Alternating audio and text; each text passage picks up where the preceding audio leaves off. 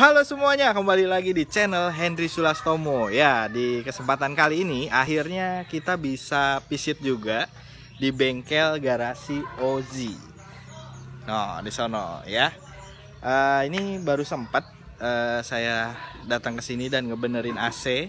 Ya, jadi di episode sebelumnya itu AC saya bermasalah.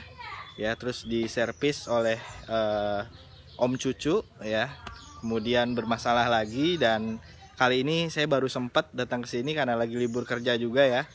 Jadi baru bisa sharing-sharing ngasih informasi seputar servis AC yang saya lakukan di bengkel garasi Ozi. Ya, ini garasi Ozi ini lokasinya di Puri Citayam Permai. Ya, jadi kalau kalian dari Kota Bogor tuh keluar Pemda arah Bojonggede, nanti ketemu simpangan itu tinggal ngambil kanan. Nanti nggak jauh dari situ ada namanya di seberang tuh Jalan Langgar. Nanti masuk ke situ. Ya pokoknya nanti saya akan share link lokasinya di kolom deskripsi. Ya jadi hari ini kita mau servis, nanti lebih detailnya kita lihat ke sana. Yaitu udah dioprek-oprek sama Pak De Cucu.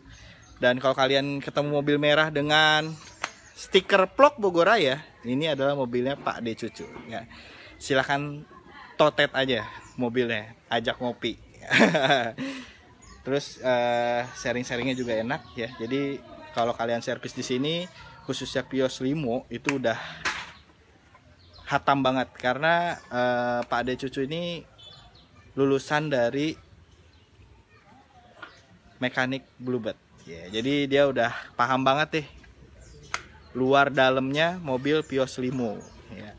Oke, dan saya juga kan menghimbau buat teman-teman semua yang lagi berada di luar rumah, belanja atau kemana-mana, itu harus selalu menggunakan masker, rajin mencuci tangan, dan mengikuti protokol kesehatan yang ada saat ini ya, agar kita semua terhindar dari virus corona. Oke, ini dia selengkapnya untuk servis AC mobil saya ya.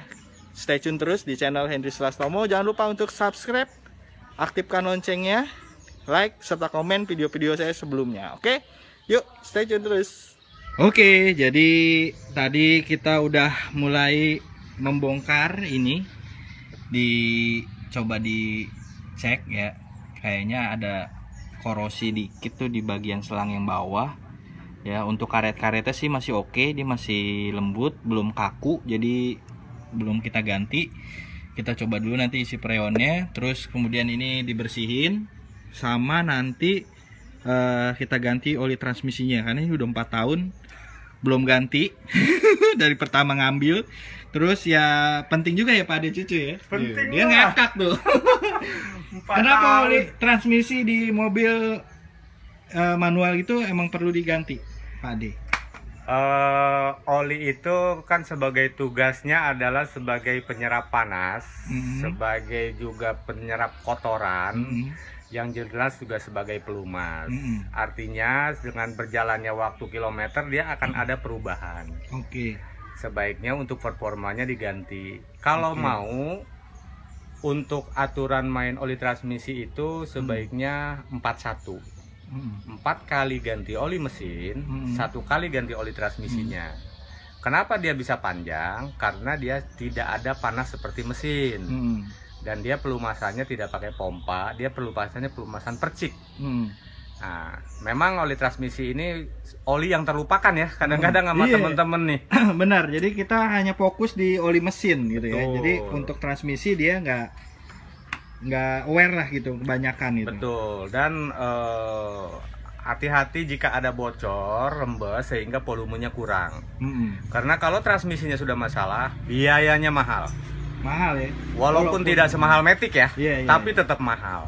Nah sebaiknya perawatannya benar-benar diperhatikan. Itu sih. Oke. Terus kalau kita mau nyuci bagian mesin kayak gini, berarti kita harus tutup bagian ecunya ya sana. Betul. Ya? Pakai plastik ya. Jadi mesin ini kan perlu sentuhan juga supaya pandangannya enak. Ya, cuman memang ada beberapa bagian yang harus diperhatikan. Mesin ini boleh disetim, cuman hati-hati dengan ecu. Terutama ecu ini nggak boleh kena air. Makanya ini ditutup pakai plastik nih. Nah. Nanti akan kita steam ruangan mesinnya secara keseluruhan. Efek yang paling sering adalah setelah dicuci mesinnya berebet. Karena ada seal di coil. Itu ada seal untuk peredam supaya air tidak masuk. Tapi jika kondisinya kualitasnya udah kurang bagus, airnya akan masuk dari sana. Oke. Tinggal dibersihin aja nanti kalau memang airnya masuk. Ya. Jadi habis di steam ya pasti dipanasin lah, digeber-geber lah. Gitu. Oke, jadi PR kita nanti AC freonnya diisi lagi, filternya dipasang. Kita tambahin. Apa? Oli kompresor ya. Itu ngorok. Iya, itu terlupakan juga ya. Ya. Oli itu harus diinin juga ya. Diperhatiin juga ya. Diperhatikan lah olinya, walaupun memang tidak kelihatan kualitasnya, seenggaknya pada saat ada bunyi di kompresor itu indikasinya bahwa olinya sudah kurang atau sudah kurang bagus. Ini itu berkalanya berapa ini? Sebenarnya dia tidak ada berkalanya sih ya, tidak ada berkalanya. Dia bekerja bersamaan dengan freon gitu. Tapi kalau dia kurang, akan nanti efeknya kompresornya akan ngorok. Nah, pada saat ada ngorok berarti ada indikasi dari olinya kurang. Makanya kita tambahkan sedikit nanti di sana. Sama satu lagi nih, kadang oli mesin itu suka berkurang tuh. Kenapa tuh Pak Ade? Gini, mobil ekstraksi ini orang bilang kan mobil capek ya. Itu tidak bisa dipungkiri karena kilometernya juga memang sudah tinggi.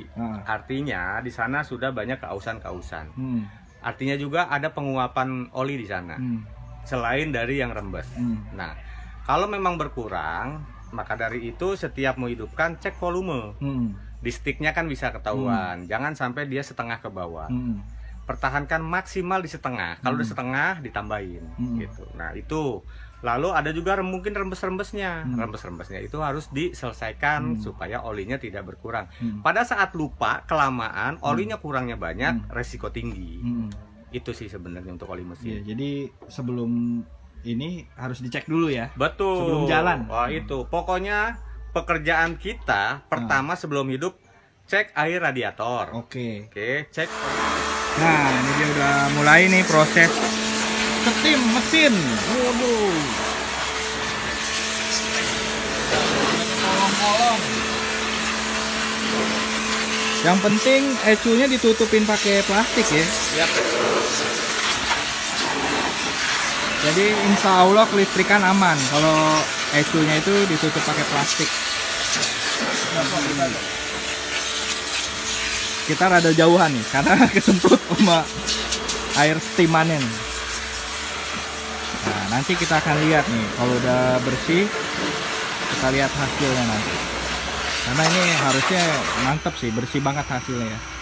Karena lumayan kemarin tuh kotoran daki-dakinya itu benar-benar banyak banget. Jadi dilihat juga nggak enak. Tapi kalau ini dibersihin, dikeramasin, mandi kayak begini, itu hasilnya ya seperti baru. Makanya banyak banget mobil-mobil bekas yang dalamnya itu serasa mobil baru ya, di bagian mesinnya ya. Seperti ini mereka melakukan steamnya gitu ya untuk bagian mesin-mesinnya. Jadi ketika ada pembeli yang melihat mobilnya itu bagian mesin segala macamnya bagus, mengkilap ya, prosesnya seperti ini ya untuk steamnya, dan hasilnya ya seperti mesin baru gitu, kelihatannya jadi bersih ya kan. Karena ini udah lama juga ya, udah ada sebulan mungkin saya nggak berani untuk melakukan hal ini gitu. Dan tim di pinggir jalan maupun yang lain pun jarang gitu yang berani sampai melakukan hal seperti ini, karena mereka nggak tahu tekniknya ya. Karena tekniknya ternyata ECU-nya yang ada di sana itu harus ditutup oleh plastik supaya aman ya. Karena kalau dia kena air dikhawatirkan takutnya nanti dia koslet ya, atau dia error gitu. Nah, ini semuanya tuh sampai ke kap-kapnya juga dibersihin, karena kotoran dari bawah ya, dari mesin itu pasti dia dari kolong tuh naik ke atas kap mesin. Jadi harus total dilakukan pembersihan seperti ini biar hasilnya pun bagus, jadi nanti nampak seperti baru. Oke. Nah, setelah tadi disiram pakai air, dibasahin semuanya, sekarang lanjut disabunin ya. Jadi kalau mandi tanpa sabun itu sama aja bohong.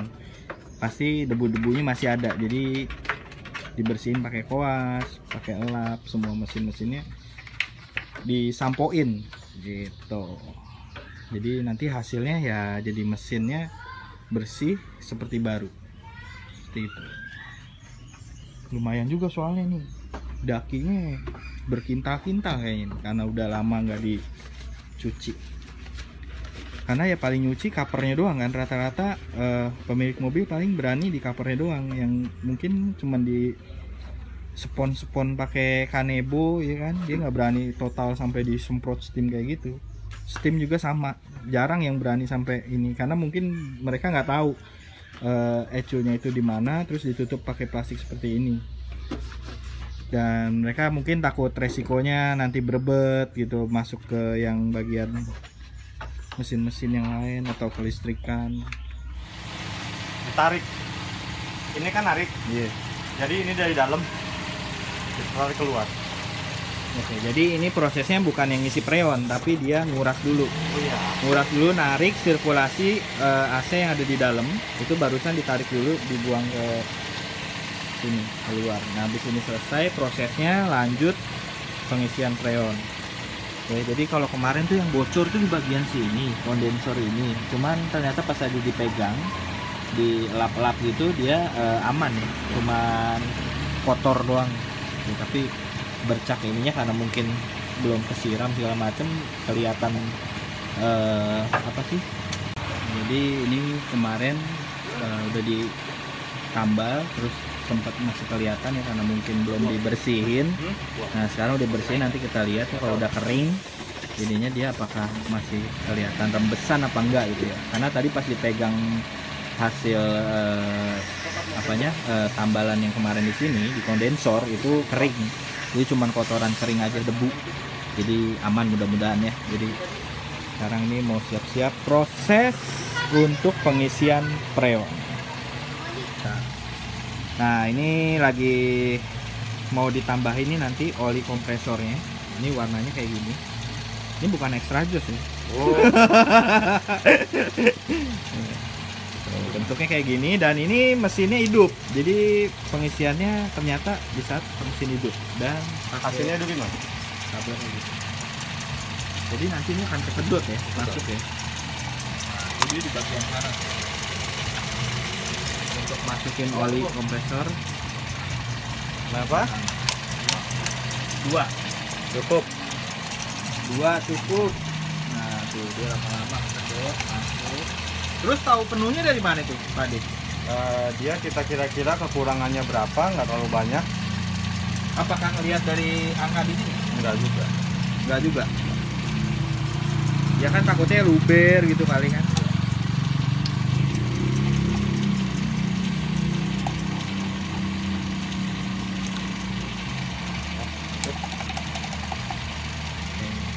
Tuh, Freon man. ini AC hidup ya, masukin ini. Sekarang lanjut freon. Mana kepalanya? Freonnya bentuk botol. Ini tadi ada beli 2. Jadi kalau satu kurang tambah 1 lagi. Biar kembali adem dan jos. Ini keadaan udah dicuci ya. Pakai sabun terus dikeringin, hasilnya seperti ini. Seperti baru lah ya, bersih. Yang tadinya debu mulu hampir 2 kintal ya. Oke, nah ini dalamnya seperti ini. Terus ini bagian dalamnya ya masih ada darah birunya kelihatan ya kalau bagian dalam. Jadi yang dicat bagian luarnya itu aman, catnya hitam, tapi bagian dalam bempernya kayak gini. Masih ada darah birunya. Nah, ini udah dikocok-kocok. Benar ya, ternyata begitu udah diisi freon, itunya jalan ya. Karena kemarin tuh dia mati. Jadi ketika freonnya habis, itu dia nggak ada hidup sama sekali. Jadi si magnet itunya nggak jalan. Nah akhirnya kemarin saya coba jumper di bawah itu, dari switchnya ke positif aki itu dia jalan, stuck. Nah ternyata benar info dari sebelumnya, kalau freonnya habis dia mati. Tapi kalau di jumper dia mati, berarti kondensornya yang mati, kompresornya. Ya, jadi cara ceknya seperti itu buat teman-teman. Nanti ada di bagian kolong bawah sih. Ya, untuk ininya, untuk switch power kompresor, magnet clutch-nya itu ya. Oke, ini lagi pengisian. Semoga aja lebih adem seperti baru. Nanti kita lihat hasilnya kalau sudah selesai. Oke. Tuh, suara kompresornya udah aman ya, karena freonnya udah oke ya. Olinya juga tadi kan kurang. Oh iya benar, olinya udah ditambahin, ya hasilnya ngoroknya ya sedikit berkurang lah. Terus 40 cc lah terbaik. Iya 40 cc-an. Nah ini nih dia gelembung-gelembung gini nih. Ini masih kurang sedikit freonnya nih. Terus untuk pipa bawah nih dia udah berkeringat ya. Kalau kalian bisa lihat sini, ini yang pipa ini nih yang gede ini, tuh udah mulai berkeringat ya. Tuh tandanya pipanya udah dingin. Ya di dalam juga lagi di cek suhu, tuh lihat tuh. Udah ada kayak cairan-cairan keluar ya, keringat. Tuh tandanya dia udah bagus. Freonnya udah mulai masuk. Ini tinggal nunggu aja ini. Nanti gelembungnya udah mulai berkurang dikit demi dikit. Tandanya freonnya udah mulai masuk. Di dalam juga lagi di temperatur. Ya semoga aja hasilnya awet dan dingin. Berapa ya, Om? 11. Hah? Baru 11. Normalnya berapa? Ya sampai 7 sampai 8 lah. Biar nyes. Biar nyes, pokoknya biar nyes ya. Ini tuh, udah dingin banget tuh sekarang. Udah berasa. Ini dikasih idle normal dan ternyata di sini udah normal nih kayaknya RPM-nya. Kalau kemarin sempet anjlok. Udah 11,5. Gas. Dibikin berapa? 10.000? 2000. Oh 2000. Dibikin 2000. Dinginnya mantep. Powernya 2 ya, ininya suhunya full. Suhunya full, ininya 2. Dapat 7,8. Udah ada 7 tuh. Udah ada 7. Udah di 7. Biarin aja mutus nyambungnya di berapa. Iya. Tutup aja tutup. Jadi kita tutup supaya ketahuan nih putus nyambungnya dia di berapa nanti.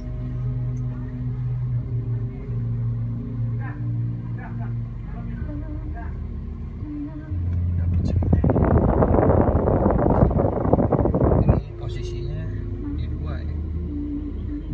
Posisi di 2, ininya full.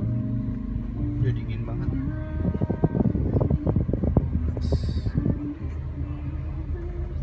RPM-nya